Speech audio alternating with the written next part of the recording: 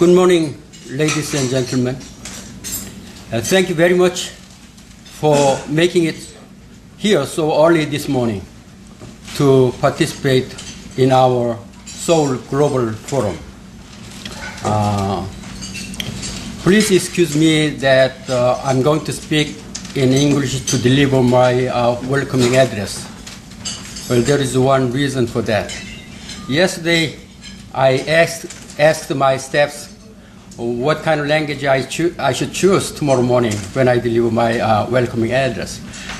They said probably in Korean. The reason being that since I'm a native speaker of Korean, I can speak Korean as good as anybody else. But there is an excellent interpreter here, a simultaneous interpreter, who is working now. Well, his English may be better than me. So I figured that if I speak in Korean, I can serve better for Korean as well as foreigners. So it's kind of an experiment I'm going to do. If it works, then I'll make this forum as a language worry-free space. So either way, the translator, the interpreter can go back and forth between Korean and English anytime. So you can raise your questions or anything in Korean for Korean audience. So don't worry about English at all.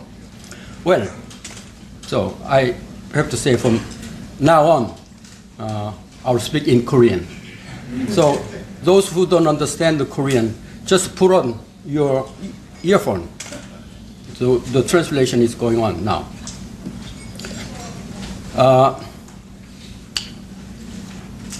제가 여러분 오늘 만나 뵙고 대단히 반갑습니다. 며칠 전에 그 서면으로 인사를 드렸지만 오늘 이렇게 직접 뵙고 보니까 정말 반가운 마음 그지 없습니다. 사실 이 IGE의 주인은 여러분들이십니다. 여기 계신 회원, 여러 기업 회원님, 기관 회원님, 그리고 개인 회원님 모두가 우리 IGE 가족 멤버시고 이 가족의 협력에 의해서 지금까지 이 IGE가 발전해 왔다고 생각합니다. 특히 여러분의 적극적인 참여, 또 우리 IGE와 여러분이 갖고 있는 그 공감대, 그리고 어려운 가운데서도 여러분이 베푸시는 재정적 지원, 이것이 IGE를 지탱해온 버팀목들입니다. 앞으로도 여러분들한테 부탁을 드립니다. 지금까지 해오셨던 것처럼 애정을 가지고 IGE를 지켜봐 주시고 또 도움을 주실 것을 저도 기대하겠습니다. 오늘 제가 또 고마움을 표시하고 싶은 분이 바로 오늘 강의를 맡아주실 닥터 저스틴 린 월드뱅크 수석 부총재이십니다. 사실 닥터 린은 지금 그 자신이 신라호텔에서 서울에서 제일 큰 지금 컨퍼런스를 본인이 주관해서 지금 진행시키고 있는 중입니다.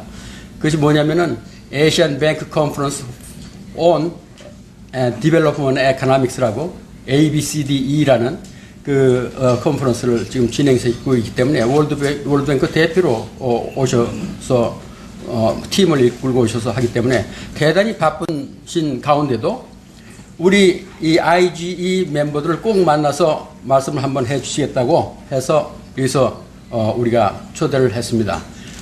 모두 한번 환영의 박수를 한번 주시지 않겠습니까? 여러분도 잘 아시다시피 이 IGE는 지금부터 16년 전에 401 박사님에 의해서 설립됐습니다. 16년이라는 세월은 한국에서는 강산이 두 번 변하는 그런 긴 세월입니다. 이 동안 이 IGE는 정말 그 많은 발전을 이뤘고 많은 업적을 냈습니다. 다른 데서는 도저히 볼 수 없는 그런 저작물들을 많이 냈고, 그 중에서도 가장 환영을 받았던 것이 이 모닝 Distinguished Lecture Forum이었습니다. 왜 그랬는가 그 이유를 보면요, 우리나라가 개발도상국이지만 이 IGE에서 시작한 이 모닝 렉처 포럼은 처음부터가 국제적인 기준과 이 국제적인 수준에 맞추어서 시작했던 겁니다. 그래서 세계 어느 나라에 가서 보더라도 이만한 포럼을 하는 나라가 그렇게 많지는 않습니다. 한국은 물론이고. 그래서 여기 오시는 기라성 같은 그 연사들을 보면은 뭐 우리가 뉴욕이나 워싱턴을 간다 하더라도 뵐 수 없는 분들을 여기 오시면 뵐 수 있는 그런 우리 장점을 갖고 있었던 것이 이 성공의 비결이 아니었나 싶습니다. 이 모든 것이 지난 16년간 아주 솔리드하게 모든 노력을 기울여서 이 IGE를 발전시켜온 창립자이신 401 박사님의 노력의 결과로 볼 수 있을 것입니다. 그게 이 헌시적인 봉사에 대해서 이 경애를 보내는 바입니다. 작년에 1년여에 걸친 이영탁 원장님 뒤를 이어서 제가 제 3대 원장을 지난 3주 전에 맡게 됐는데, 저는 오늘 여러분께 한 가지 약속을 드리겠습니다. 제가 원장으로 있는 한 이 모닝 포럼의 수준이 결코 낮아지는 일은 없을 것입니다. 제가 최선을 다해서 이 IG의 그 스코프를 조금 넓혀가지고 좀 더 다양한 이슈를 다룰 수 있도록 우리가 국제화 과정에서 만날 수 있는 여러 가지 도전들을 미리 대비하기 위해서 그런 포럼으로 계속 발전시켜 나갈 것을 여러분들한테 약속드립니다. 박수 한번 안 보냈습니까? 오늘 그 사회는 우리 시스터 연구기관인 무역협회에 소속되어 있는 무역연구원의 원장으로 계시는 이경태 박사님한테 부탁을 드렸습니다. 우리 이경태 박사님은 닥터 린하고 오랫동안 친분을 갖고 있어서 닥터 린이 편안한 마음으로 프렌드가 옆에 있으면 편안하실 거 아닙니까? 그래서 이경태 박사님한테 부탁을 드렸습니다. 그러면 앞으로도 우리 IG에 관심을 가지고 지원해 주시고 격려해 주시고, 또 잘못되는 일이 있으면은 서슴지 마시고 애드바이스를 저한테 직접 주시면 감사하겠습니다. 감사합니다. 반갑습니다. 저는 지금부터 영어로 하겠습니다. Ladies and gentlemen, we have a very special guest speaker this morning. He's very special because, first of all, as you know, he's now the chief economist and senior vice president of the World Bank. And he is the first chief economist and the senior vice president of the World Bank who is from the emerging and the developing countries. During the past 60 years of World Bank's history, this position was always taken by someone from advanced countries.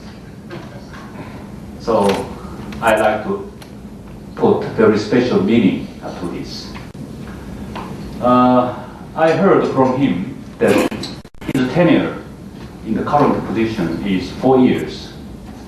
And of course, before joining the World Bank, he was a professor of the Beijing University. And also, he founded and became a director of the Chinese Center for Economic Research. This is one of the most prominent research organizations on Chinese economy. So now he's on leave from Beijing University, but my hunch is that his leave from the Beijing University will be extended beyond the 4 years, because I believe that he is the most qualified candidate for becoming the next president of the World Bank. World Bank is an organization for assisting the developing countries. So I think the president of that institute should have not only the full understanding about development economics, but also the rich experiences in the economic realities and political background of developing countries. So in this sense, he is unrivaled by anyone. He holds PhD degree in economics from the University of Chicago.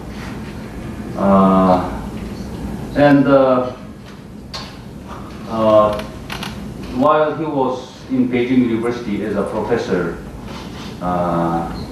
his researches were really excellent. He has written 16 books, and one of them is titled China Miracle, Development Strategy and Economic Reform. And this book was translated into 7 languages. And he has published more than 100 articles in refereed international journals and collected volumes. So you can imagine how hard he worked as a scholar. But he was also very interested in applying his researches into the real world. So he was in many important positions in public roles, in China. Let me just introduce you a few of them. He served as a deputy of China's People's Congress. And also, he was vice chairman of the All China Federation of Industry and Commerce. And his activities was not limited to the Chinese public overall. He was also very active in the international arena. For instance, he worked in the United Nations Millennium Task Force on Hunger, and he was member of the eminent person group of the Asian Development Bank, and also he served in the Reinventing Bretton Woods Committee. So you can imagine how rich his activities has been. And as a reward for his very serious academic researches, he was awarded several very high-profile prizes, such as the 1993 and 2001, he was given Sun Yefang Prize. I heard this is the highest honor for economists in China. But his reputation as a scholar was also rewarded abroad. In 1997, he was given a Sir John Crawford Award of the Australian Agriculture and Resource Economics Society. And also in 1999, he was given a Best Article Prize of the Australian Journal of Agriculture and Resource Economics.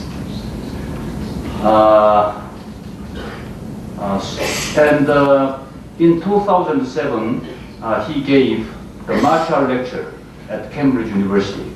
I remember he sent me a draft of his paper, and that paper was so good, so there was no place for me to give any comment. That's what I remember now. As I said, he is really the best pick for chief economist and senior vice president of the World Bank, because I understand that position of the bank's chief economist that guides the bank's intellectual leadership, and also plays a very key role in shaping the research agenda of the institution. And we all know that the outcome of those researches lay foundation for the modus operandi of the bank's activities of assisting the developing countries. And this morning, he will talk on something about beyond Keynesianism. So we are all curious to see what he will talk about. So let me kindly invite him, and please give him a big applause. Well, Dr. Lee, thank you very much for so many kind words. And President Lam, friends, ladies and gentlemen, it's quite an honor for me to speak in this high-power forum in Korea. Indeed, it's a great pleasure and honor. And this morning, I'd like to share with you about 3 points in my talk. The first one, certainly, the most challenging thing for us is the financial crisis. But I'd like to say, the nature of the crisis has changed. It has changed from the financial sector to the real sectors. Specifically, the issue of excess capacity. If we do not tackle the issue of excess capacity in the world, the crisis may prolong. And the second point I'd like to share with you is that the crisis originated in the US, but other countries, including other high-income countries, especially those high-income countries producing capital goods, will suffer. And also developing countries will also suffer. And the third thing that I'd like to share with you related to the topic for the lecture today, that is that with the crisis in the real sectors, we need to have Keynesian type of intervention, fiscal stimulus. But to make it work, we need to go beyond conventional Keynesian type of intervention. We also need to go beyond national boundary. And for that, I think Korea can play a very important role. So now let me elaborate. The reason why I think the nature of the crisis changes is because of before the financial crisis erupted last September, we observed 6 years of extraordinary boom in the global economy. And the reason for that boom, we know, it was excess liquidity due to financial innovation, high leverage, and also low interest rate introduced to cope with internet bubble burst in 2001. And the low interest rate, as well as the excess liquidity, certainly contribute to the bubble in the equity market, in the housing market, and that with increased wealth, people's consumption in the US, in many other countries increased. But at the same time, because housing demand increased, certainly the investment in the housing also increased in the high-income country, and in effect, also in many other developing countries. So the housing stock built up. At the same time, the excess liquidity, low interest rate, result in a large outflow of capital from the high-income country to other developing countries, or even including high-income countries like Korea. Another statistics show in the year of 2000, the capital outflow from the high-income country to developing country was 200 billion US dollars. By the time of 2007, increased 6 times to 1.2 trillion US dollars. With such a large outflow of the capital to the developing country, you can imagine the investment in fixed asset, in housing and so on, increased rapidly. And the statistics show, in the year of 1980s, the annual growth rate of fixed asset investment in the developing part of the world was 1.6% per year.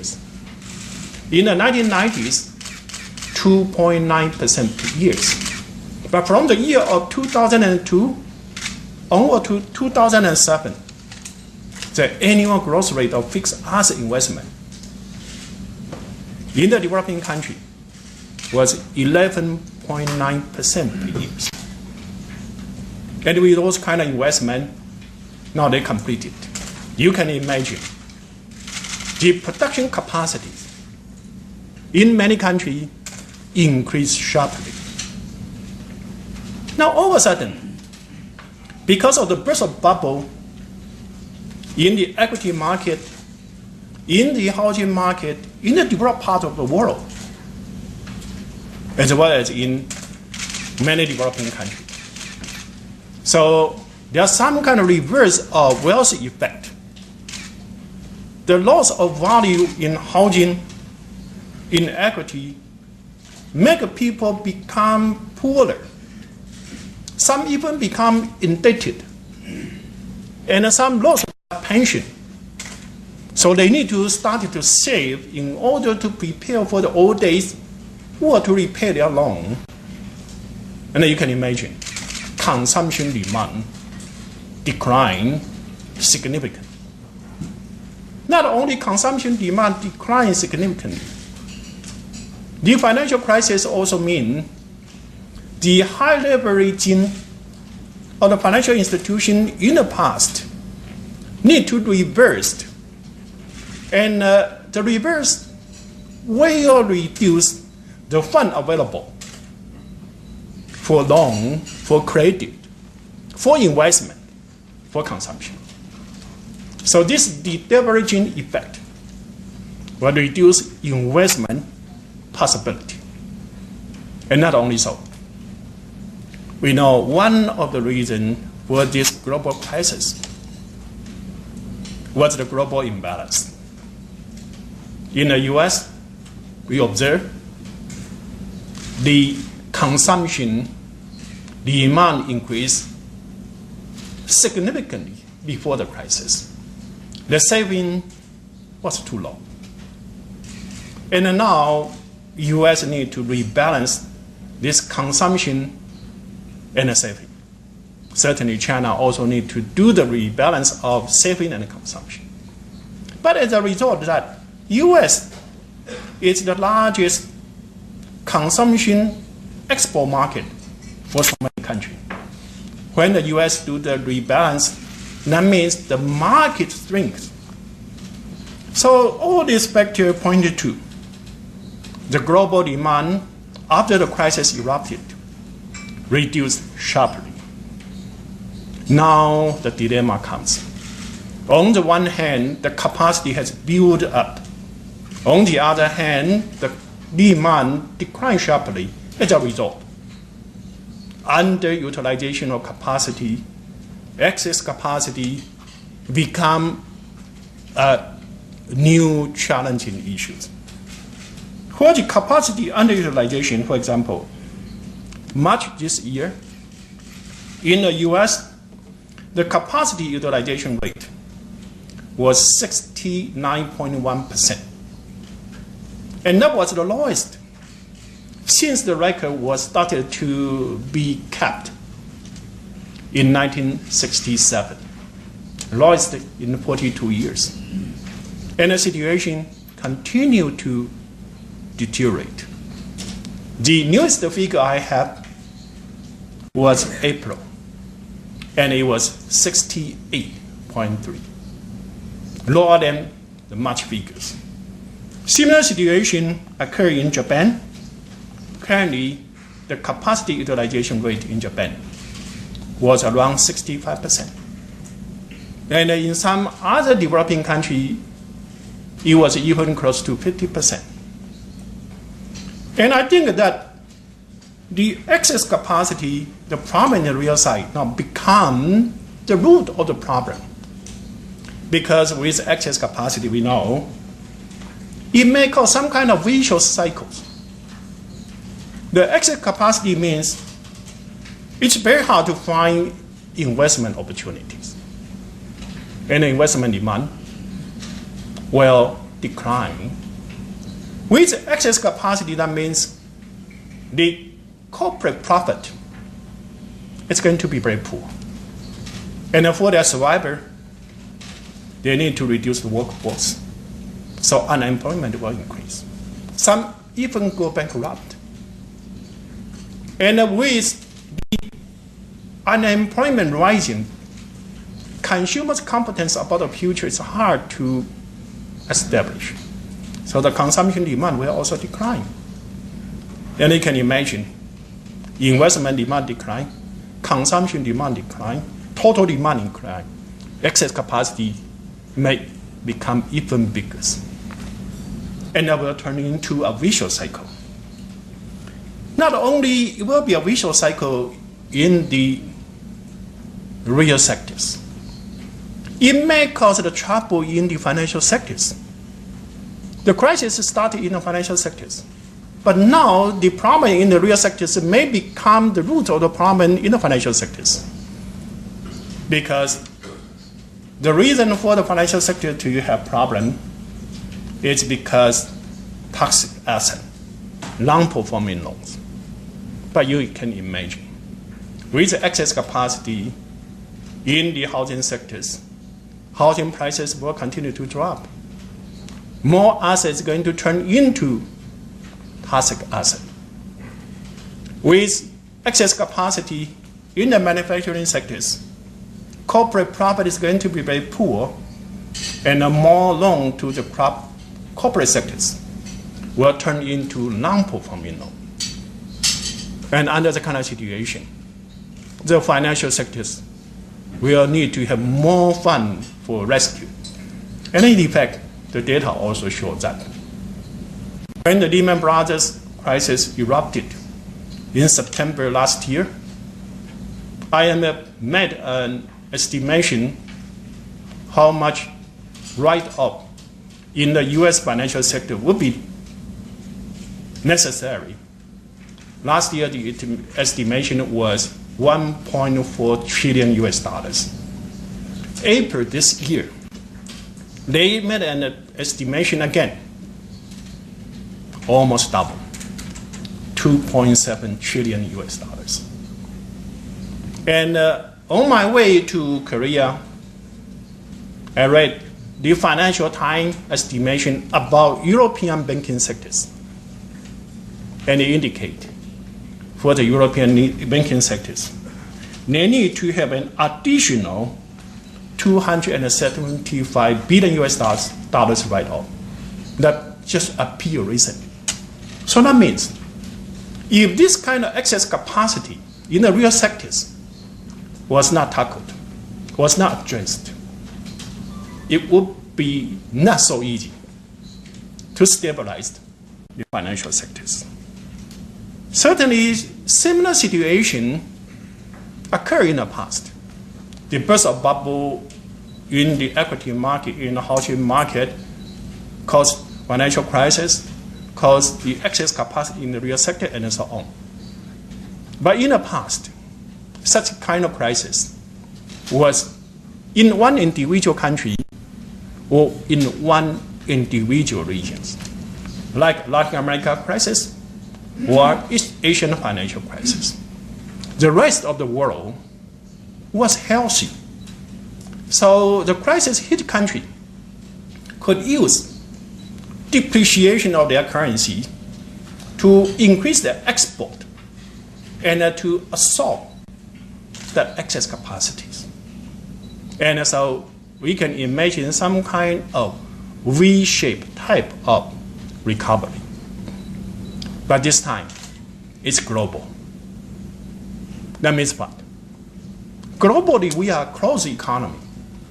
In this global closed economy, when you have excess capacity, you have no way to export.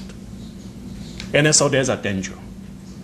That is, the crisis may be protracted, may be much longer than we experienced in the past. So recently, certainly, we see some kind of so-called green shoot. We see some recovery in the equity market, reduce in the spread of interest rate.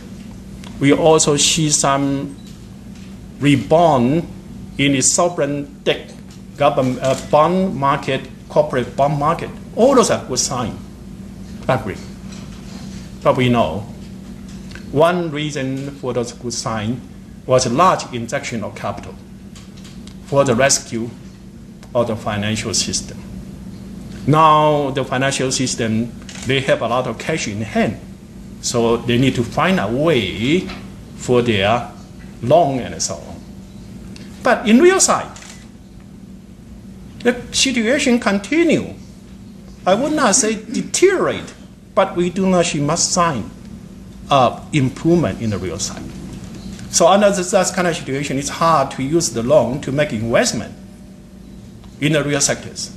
And so a lot of funds turn into investment in the equity market, and now we see the recovery. So I would say it is still uncertain when we are going to have a sustained recovery. Certainly, I hope it will come as soon as possible.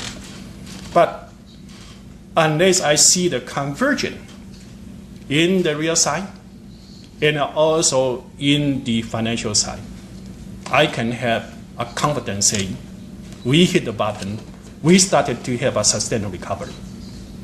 That's my first point. My second point is that the crisis originated in the financial sector in the US. Everyone knows that. And certainly through the financial linkage, some country exposed to that kind of crisis more, like UK or like Central and European country. They will be hit, that no doubt. However, because as I mentioned, once the financial crisis erupted, excess capacity appeared. The crisis turned into a crisis in the real side. In some country, although they did not have much exposure to this supply loan or direct linkage in the international financial market, they will also suffer, like Korea, like Japan, like Germany, and many other developing countries. Because when you have the excess capacity, it's very hard to find good investment opportunity. Investment demand all of a sudden collapse. And so demand for capital good, those kind of trade will collapse. And we see last quarters of 2008, the export in Japan, in Korea, in Germany, on the quarterly annualized basis, reduced about 50%. And their production, because most of them are capital good production. In Japan, it slumped. It reduced 40%. Korea, 42%. Germany, 26%. Certainly, that's all on annualized basis. As a result, certainly, their GDP growth is going to be hit very seriously. According to our new forecast, 2009, U.S. economy will contract, reduce 3%. But Japan is going to contract 6.8%. And Korea, 3 to 3.5%. OECD country as a whole is going to contract 4.2%. The reason for that, mostly due to this real size problem. And for the developing country, most of them actually, the exposure to the financial shock is not that large. At the beginning, we talk about some kind of decoupling. But now we find, because of the linkage in the real side, they are also hit very seriously. Because in 2002 and 2007, about 6 years of extraordinary boom was due to large increase in international trade. During that period of time, the trade expansion each year was about 12%. And the global GDP increased only 6%, double. Capital outflow, I mentioned, from 200 billion to 1.2 trillion. And also remittance increased about 18% per year. And 2007 and 2008 reached 308 billion. And it was the largest foreign exchange earning in many low-income countries. And last, not the least, the commodity price boom. Many developing countries, they are rich in natural resources. They are resource exporters. Certain those for reasons contribute to those extraordinary boom in 2002 and 2007. Now, everything reversed. Trade collapsed. According to our estimation, this year, international trade is going to decline 9.8%. And the capital outflow is going to drop down to 363 billion from 1.2 trillion in 2007, now down to 363 billion. And because of the decline in the capital inflow and also the export, quite a number of developing countries, they are going to encounter some kind of balance of payment problem.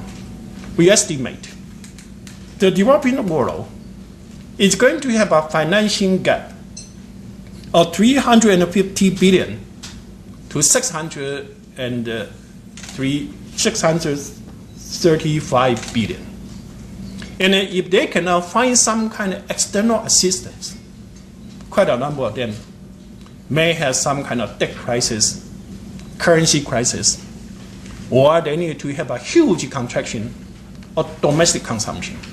And that will become another crisis for them. And again, commodity prices collapse, now certainly recover, but compared to what they used to have, it's still at a very low level. And all that contribute to the decline, the growth possibility of the developing country. According to our estimation, 2009, the developing world, the growth rate will be 1.2%. But if you take out China and India, the developing country will contract 1.6%.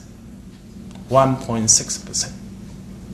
And we know that developing world, their population growth rate was about 1.5, 1.6%, right?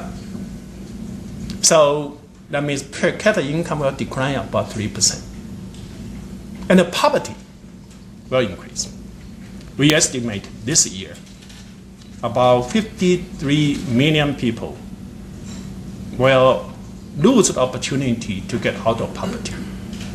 And if the crisis is protracted, this kind of pressure will become even bigger.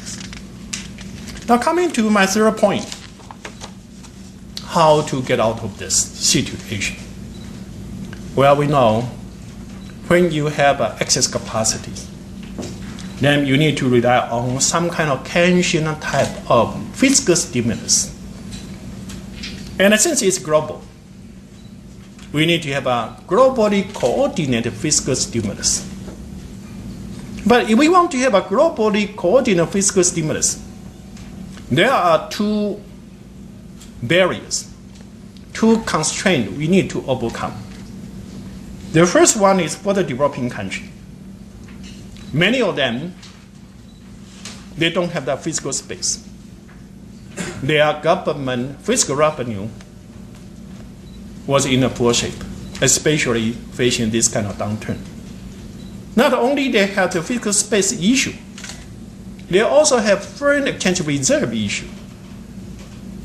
Before the crisis, 1/3 of the developing country, their current account deficit was already about 10% of their GDP. And we know that if you want to do fiscal stimulus, certainly you need to have the government fund to support that, and you also need to import something. You need to have the foreign reserve to pay for that. Quite a number of developing countries, they don't have that resources, that possibility. That is one problem. The second problem is for the developed country. They have the hard currencies. So fund is not an issue. However, for the developed country, they encounter another issue. That is, can you make fiscal stimulus effective? Because for the fiscal stimulus, that means the government needs to increase the deficit financially to make an investment. In the short run, certainly it creates a job, it creates a demand. But people may anticipate in the futures, they need to pay more tax, either explicitly or inflation tax, to repay the government debt now. And under the kind of situation, if people want to smooth their consumption, rational people, they will start to save more. And that is so-called Ricardian equivalence. And in reality, it's not only a theory. We observe similar that kind of issue in high-income countries. For example, in the 1990s, Japan encountered the collapse of their housing market, or their equity market, and then a recession and excess capacity situation. The Japanese government was very aggressive in applying fiscal stimulus, but they have a lost decade. The figures show in 1990s, the government debt as a percentage of GDP was 60% of their economy. By the time of 2002, the government debt increased to 140%. So that means that in that 11, 12 years period, the government stimulus was about 7% of their GDP per year. That was very strong, right? But Japan did not get out of the recession and had the so-called lost decade. It was because the government spent more money, people saved more money. As a result, the aggregate increase in demand was small. So they cannot get out of that excess capacity trap. But certainly we can find some encouraging sign of fiscal stimulus. And one is what I observed in China. Due to the East Asian financial crisis, China encountered a situation as China encountered now. So in 1998 and 2002, China also implemented 5 years of fiscal stimulus. In those 5 years, China maintained an average annual growth rate of 7.8% per year. But more important was that during the fiscal stimulus periods, certainly the government debt increased. In the end of 1990s, the government debt was 30% of GDP, and it increased to 36% of GDP in 2002. But more important is that after the crisis, the government debt as a percentage of GDP now reduced down to only 20% of GDP. And during this 2003 to now, the government reduced tax burden, but the government debt as a total reduced. It was because after the crisis, the growth rate in China was enhanced. And why the similar fiscal stimulus worked in China did not work in Japan? I think it was because in Japan, they follow the conventional Keynesian type of fiscal stimulus, the so-called shovel-ready, shovel that you can dig and those kind of project, shovel-ready project. But in China, it go beyond Keynes. It replaced the shovel-ready type of project with bottleneck reduction type of project. And China, as a developing country, certainly has a lot of bottleneck. In the 1990s, before the fiscal stimulus, highway system in China was only 4,700 kilometers. And in those 5 years of fiscal stimulus, highway system in China increased 5 times to 25,000 kilometers. So you can imagine the bottleneck in transportation being removed. Not only so, if you go to China, you see all kind of beautiful airports. And all those airports were built during that period of time. The port facility, telecommunication, the power grid, and so on, were all improved during that period of time. So as a result, the growth potential enhanced. From 1979 to 2002, the average annual growth rate in China was 9.6%. And in the late 1990s, there was a lot of debate whether China could maintain those kind of 9-10% growth rate. And my book, the China Minute book, that was translated into Korea also, try to answer the question. Most people thought it was impossible. But in effect, from 2003 to 2008, the average annual growth rate was 10.8%, increased from 9.6 for 23 years. After that, it was enhanced to 10.8%. How come that was possible? Because bottleneck was reduced and the growth potential increased. As a result, the government revenue increased, pay back those debt. At the same time, GDP become larger. So that was the reason why the government as a percentage of GDP reduced from 36% down to now about 20%. And I say it's a growth enhancement also can be shown in the inflation rate. Before 1998, whenever China had a 2-digit growth rate, the inflation rate would also be 2-digit. Sometimes even reach 24-25%. But this time, China has 6 years of 2-digit growth rate. Inflation rate was between 3% to 8%, much lower. And it was because the bottleneck was released. And Japan used the conventional sharper rating. And one friend in Japan told me he stayed in Japan, in Tokyo, for 4 years in 1990s. And the road in front of his house was digged, paved, 6 times in 4 years. And those kind of fiscal stimulus, yes, create short-term job opportunities, but did not enhance the growth potential. So as a result, the debt burden in Japan increased from 140% in 2002, now up to about 170%. So this tells us what? If you want to make the Keynesian type of fiscal stimulus works, we need to replace the concept of shovel ready with the new concept of bottleneck religion. In the high-income country, the bottleneck, where it is? Well, in the infrastructure, it may be hard to find.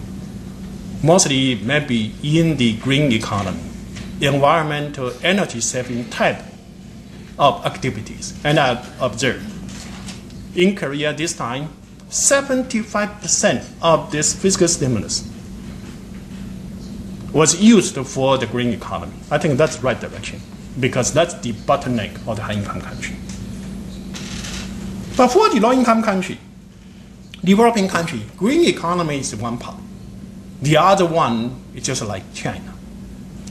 Developing country all have a lot of bottleneck in their infrastructure.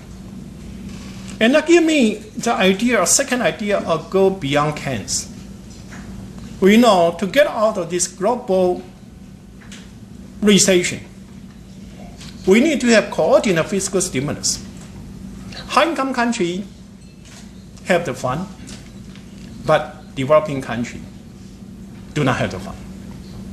Developing countries have a lot of bottlenecks. It's a good opportunity to make investment in those areas, but they don't have the fund. High-income countries have fund, but they don't have so many good opportunities. So the idea should be channel some fund from the high-income country to support the fiscal stimulus in the developing part of the world. And for this, I think Korea can play a very important role. Because we know now Korea is the chair of the G20 meeting next year. And if my analysis is right, next year we may still be troubled by the international economic crisis. We may still face a very sluggish recovery.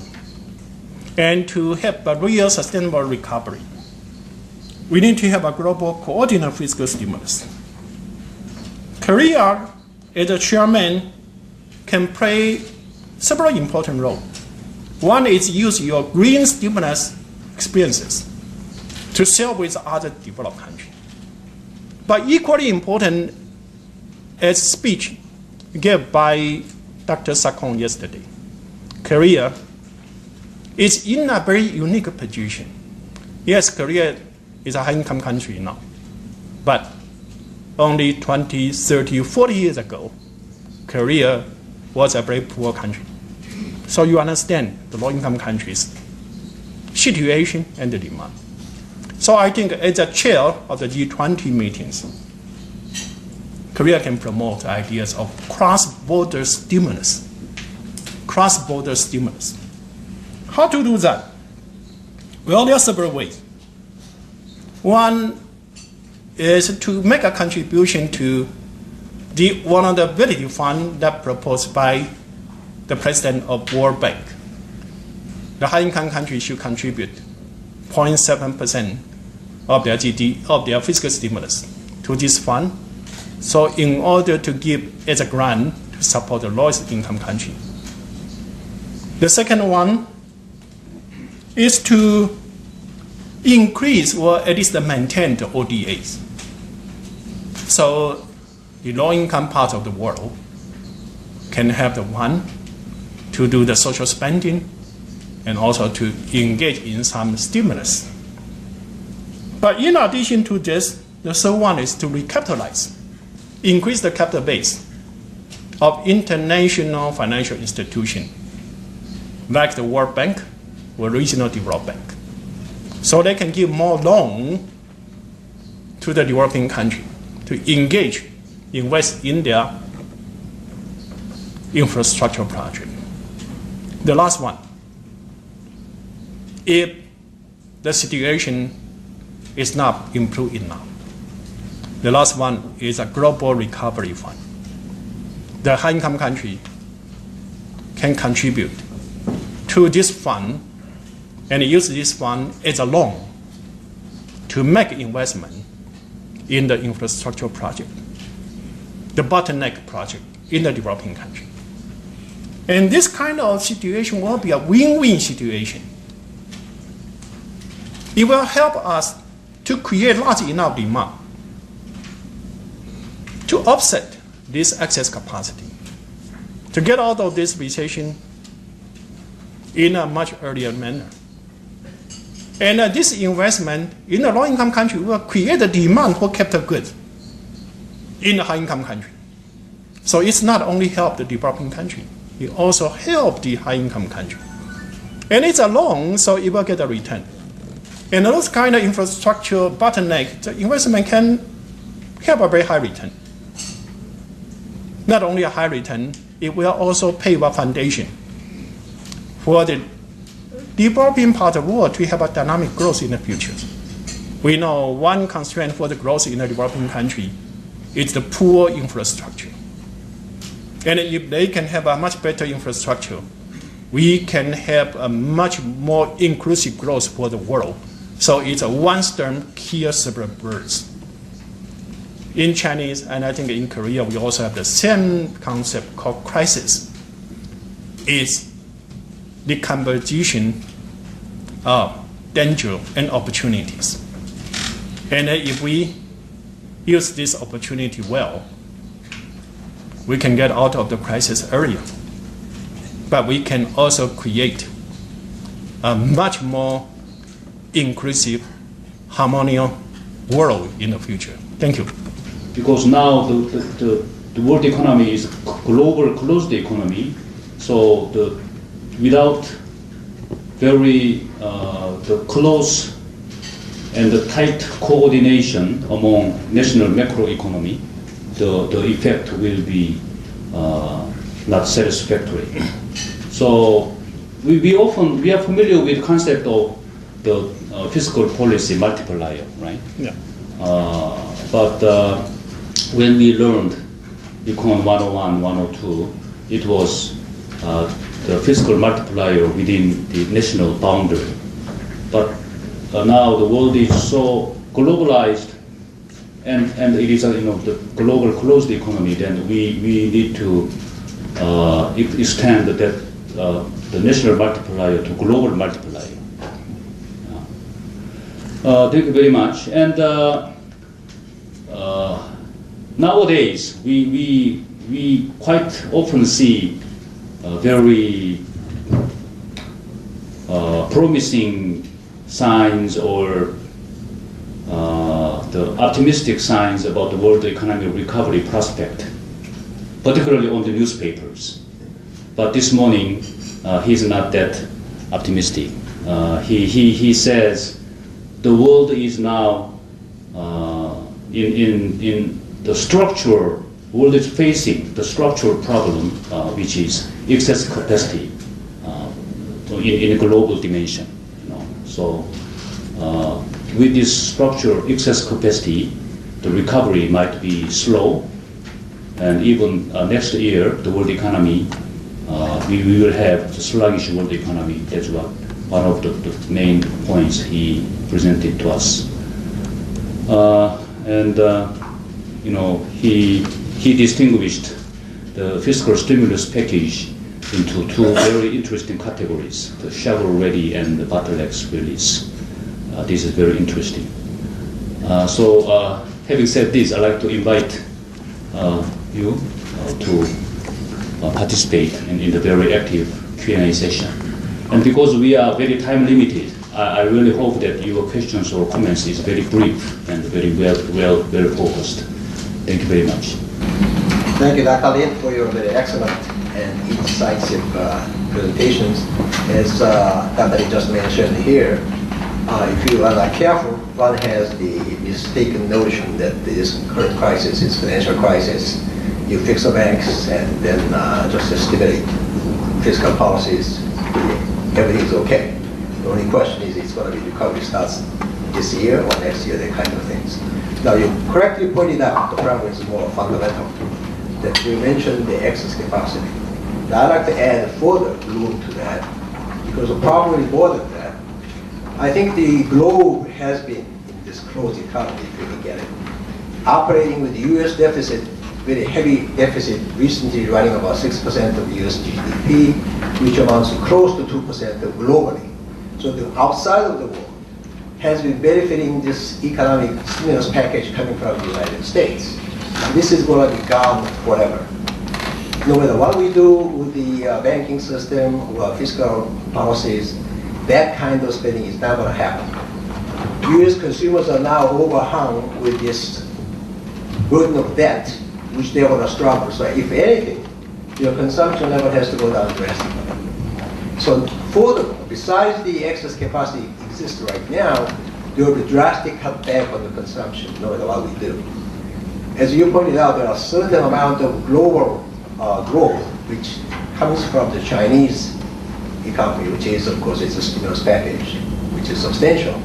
But a lot of that is not really available to the outside world. It is purely inland in Chinese infrastructures, and therefore globally is going to continue to have shrinkage effect overhang. Now, you mentioned the fiscal policies, Keynesian, to get the economy going because of this problem. But if you look at the long-term, fiscal policy is only one shot, because overall fiscal debt has been going up, and there is a limit of how far we can go. As you pointed out, Japan got into this last decade with the lowest national debt of the OECD and ended up with the highest OECD. They now are strapped, they cannot go any farther. And the other countries, developed countries, the same way. We can do the fiscal policies once or twice, and then we are out of ambitions. So therefore, long-term outlook of the world, so to speak, is far worse than it might seem otherwise, because a lot of people think we can continue to do the fiscal policies, but we are at the limit of it in developed world. In that sense, I don't think there is that much difference between developed and developing countries, because we are running out of our ammunition, and therefore we must adjust. Now, how do we get out of it? One way to get out of it, I think, is something we don't like to do, but get rid of the debts.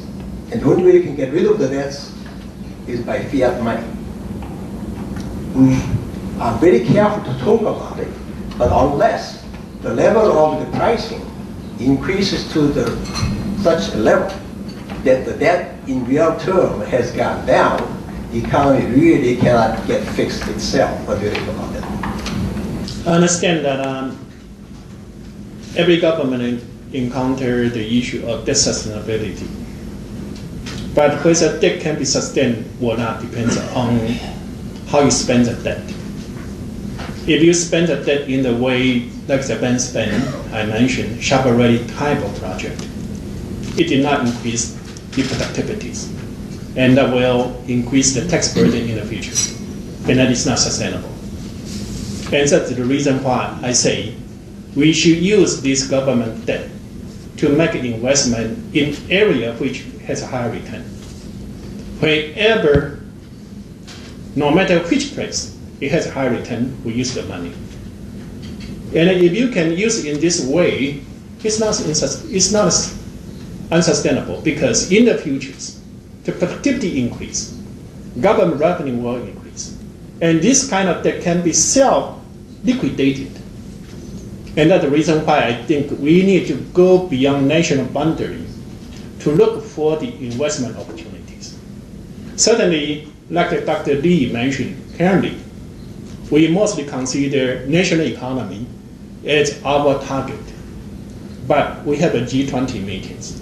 And that's a plea for me to the intellectual leader in Korea to take this leadership to say, we are in a global economy, and we have this kind of excess capacity trap. If we do not get out of that, it's very likely to be a lost decade.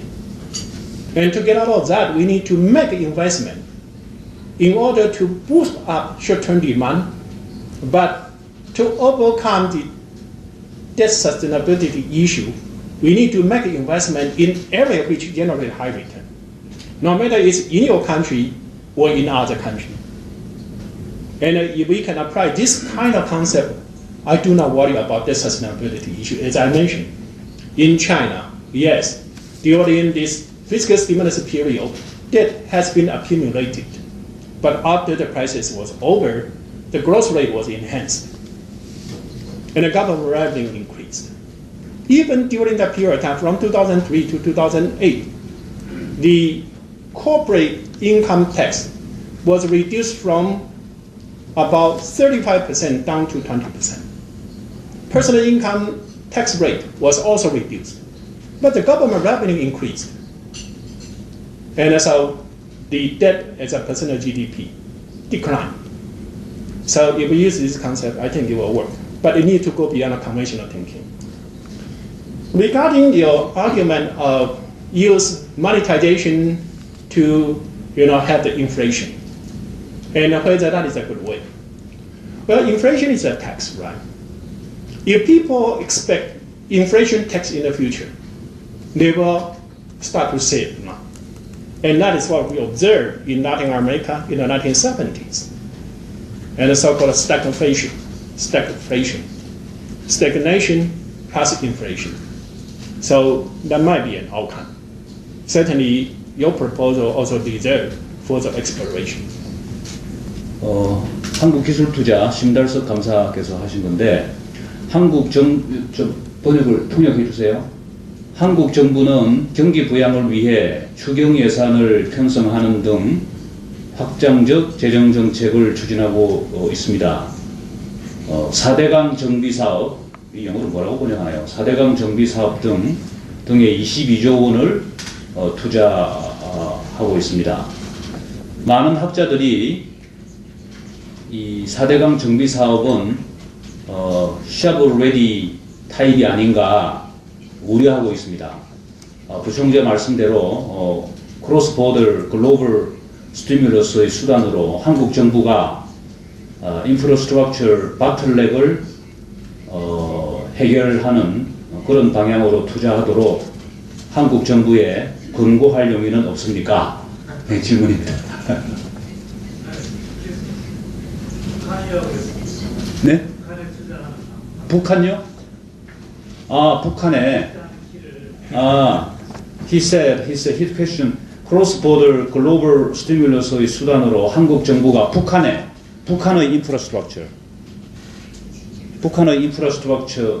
그러니까 북한의 그 인프라스트럭처 보틀렉을 그 해결하는 그런 투자를 북한에 하도록 권고할 용의는 없는가?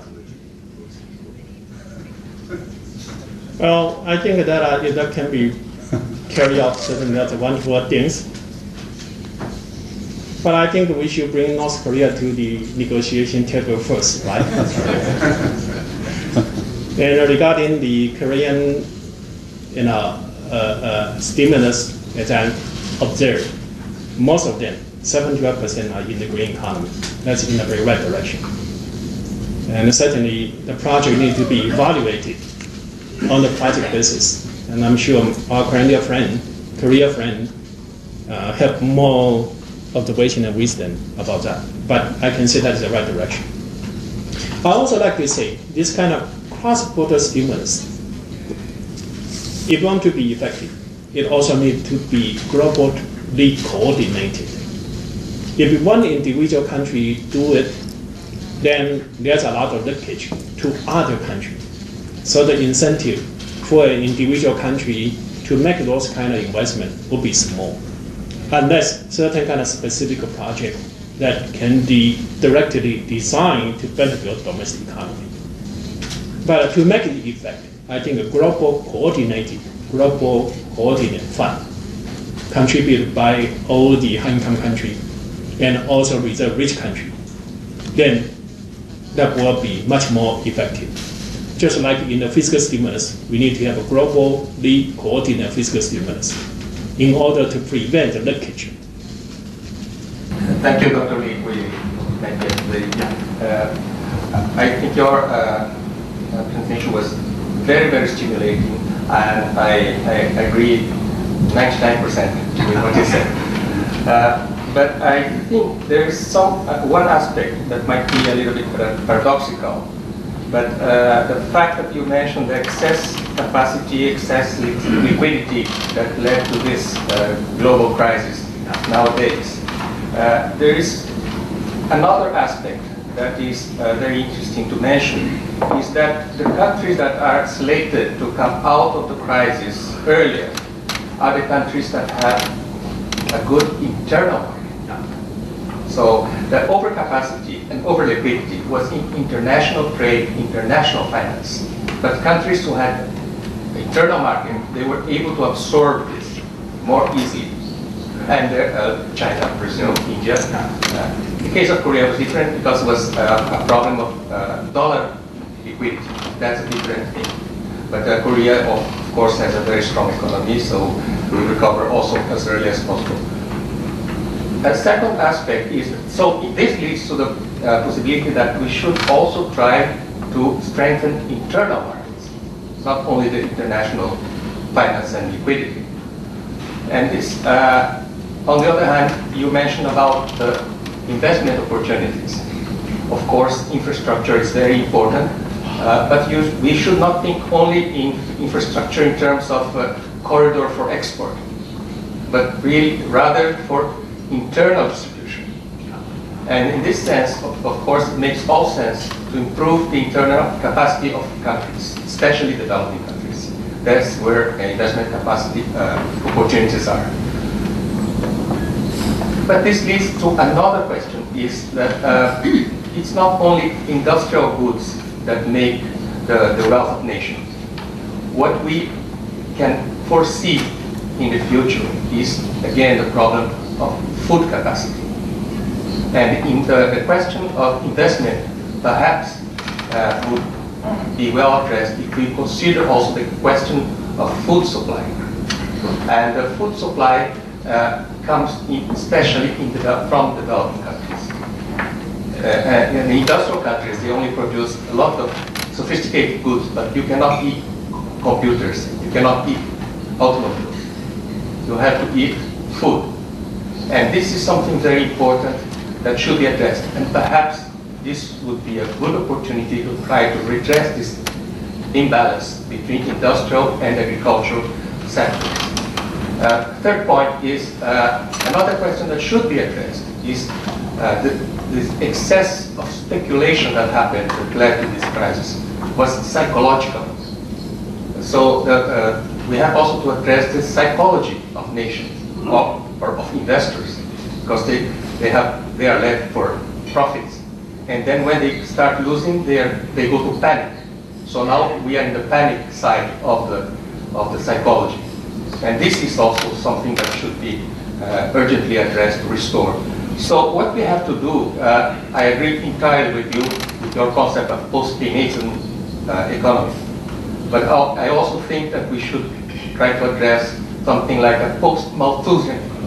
Thank you. Recommendation of the other areas are important for us to make improvement. Thank you.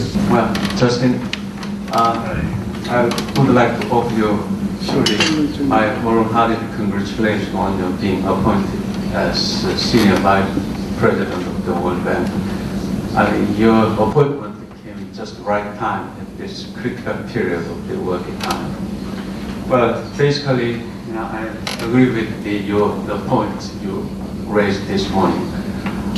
But given the diversity of the world economy and given differences in major players in the world economy in terms of the regarding equivalence and government debt level and so on and so on. Ideally, what you said is absolutely correct. How we draw a universally coordinated stimulus package, but in reality, how we can do it? Who can sit on the driver's seat? For example, the 4 members of the BRICS got together to discuss about the key currency of the world economy should be revised and amended from the dollar-based to other currency forms, so on. So in this regard, the key players, the U.S. and China, and some other countries should play a really pivotal role. How do you see the coordination between the major players in the even the G20 framework can come through. To what extent China is ready to coordinate with the United States? For example, the U.S. Geithner mentioned the ones the appreciation of the Chinese yuan is critical to correct the global imbalance, but the Chinese response was very cold on this. So theoretically, what you said is correct, but in reality, how we can design a collective leadership of the major players among world economy. Thank you. The U.S. see the needs, China see the needs, and Japan, Korea also see the needs. And our Brazilian friend and so on, if we can have an earlier global recovery, it will also be benefit. So I think the incentive is compatible, but certainly the issue is politics. And for this, I think country like Korea can play a very important role, because Korea is not so big and it's not small. And it also has the advantage of chairmanship of the G20 summit. And as a chairman, certainly you have the position to set agenda, to advance new ideas. And since you are not so big, you are not so small, so it will not be viewed as a way to dominate the other people. And so, yesterday I was very encouraged to hear Dr. Sakon said, Korea is in a unique position. It can speak on behalf of the developing country because you have the roots in the developing country not long ago. But now you are in the club of the high-income country. At the same time, you are the chairman.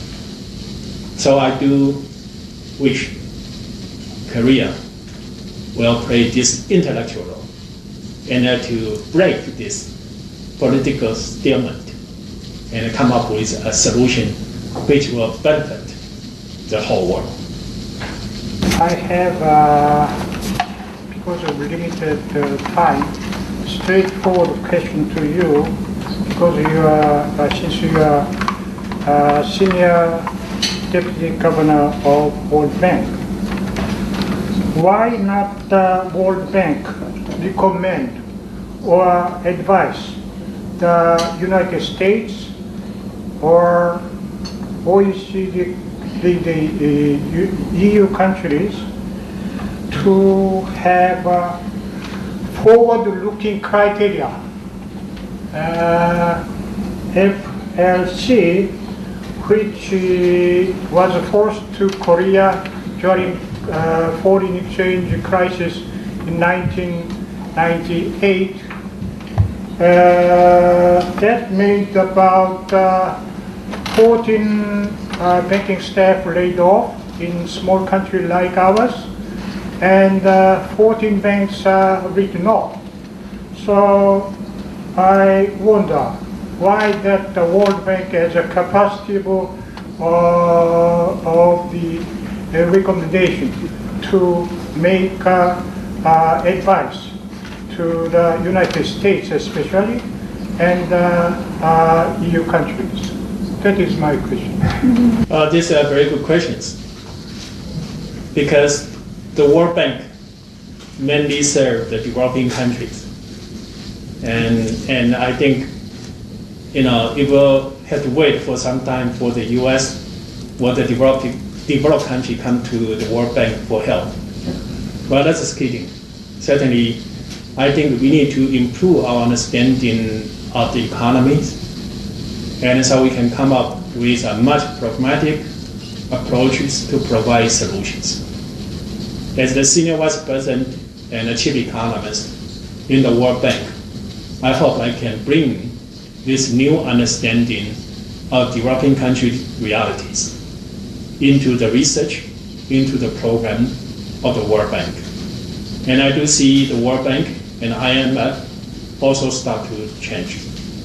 For example, in the IMF new crisis facilities, they do not put on condition anymore. They only see, if you have the needs, they will give the fund. Instead of put on many conditions before you can receive the fund. So I think the people, being educated by the experiences in the past and to benefit in the future. Thank you. Mr. Vice President Brain, let me first of all congratulate you on your very insightful presentation of the world economy. And I have no disagreement with the diagnosis and the direction of your presentation, but as a devil's advocate, I'd like to ask some kind of exit part. I think that the world crisis, refinery reserve, and the world economy should get back to the normal situation. And there's some saying that the first thing the firefighter should keep in mind is that to find out where's the exit. So in that sense, if we withdraw some kind of stimulus package too early, we might be trapped in so-called double-dip recession, or we withdraw the stimulus packages too late, we might be facing so-called stagflation. So in this sense, what is well we think about so-called exit policies, and when do you think we are seriously consider this kind of exit, or you deny some kind of exit issues? And I do see some discussion in the newspaper here, as well as globally. From what I see, the fiscal stimulus when to exist. When you see the converging in the trend of the financial side, as well as in the real side, that will be the time to exist. And when you still see the divergence in the financial side and the real side, that means that the recovery in the financial sectors may be a forced spring. It's not a real spring. And at that time, I think to continue the fiscal stimulus will still be very important. And the second is that the reason why people talk a lot about exit strategy is because they look into the framework of Keynesian type of intervention. They are afraid the government spending now will accumulate government debt, and that will become a debt burden in the futures. And the debt burden may lead to inflation tax in the future. But as I say, if you use the money right to make those money as an investment to remove your bottleneck for growth. And under the kind of situation, even you accumulate debt now, those kind of debt can be self-liquidated in the future with higher growth. And so the concern about early exits will be not so large. So I think that my answer to your questions. Well, permit me to ask some question that is not the area of Asia. In your opinion, which is the role that played Latin America and the Middle East to confront the financial crisis? Because, for example, Latin America is a region that has a main resource. For example, Peru grew up very fast in the last 3 years, 9%. And even in this year that confront the financial crisis, they expect to growing up 3%. In your opinion, which is the role that is played in the financial crisis? Thank you. We're hit very seriously because of cross economic integration with the U.S. And so when U.S. domestic demand drops, then the Latin American country was hit quite seriously, like Mexico. And I don't have a particular knowledge about Peru, but I expect similarly. It was hit both because of the export demand reduced, and also because of the capital flow to the Latin American country reduced. And that may turn into some kind of trade liquidity issue, domestic banking sector issue, and so on. But under the current situation, I think that because external demand reduced, so you also need to find some way to stimulate domestic demand, and again, that is fiscal stimulus. And in Peru and also maybe in Brazil, there's some scope for monetary policy also, because fundamentally your interest rate is still much higher than the 0%. And so there's some scope for monetary easing. However, monetary easing itself may not be enough, because if the private sector is fine, excess capacity in most sectors, it's very hard for the private sector to make investment. And so the demand may not be that large for new credit.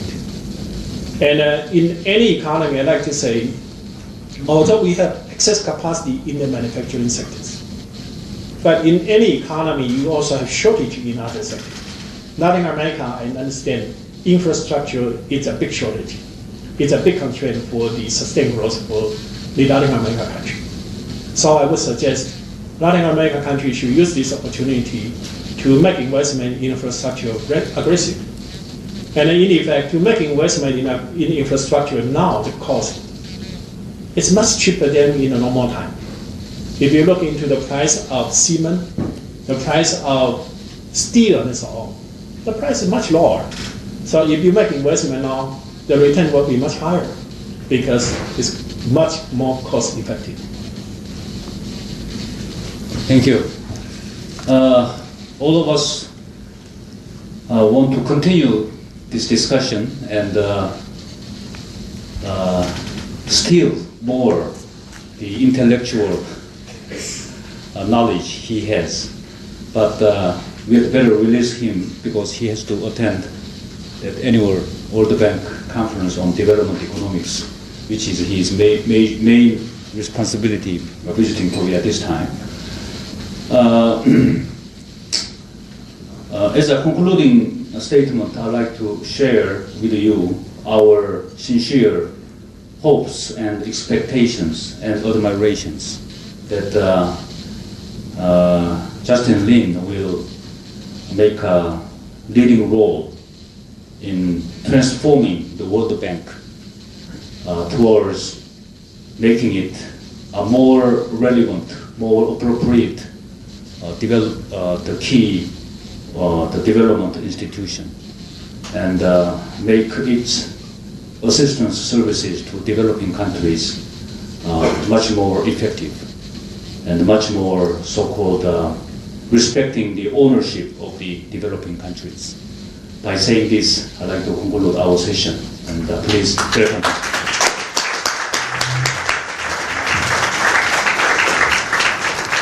Thank you. See you at the lunch. See you at the lunch.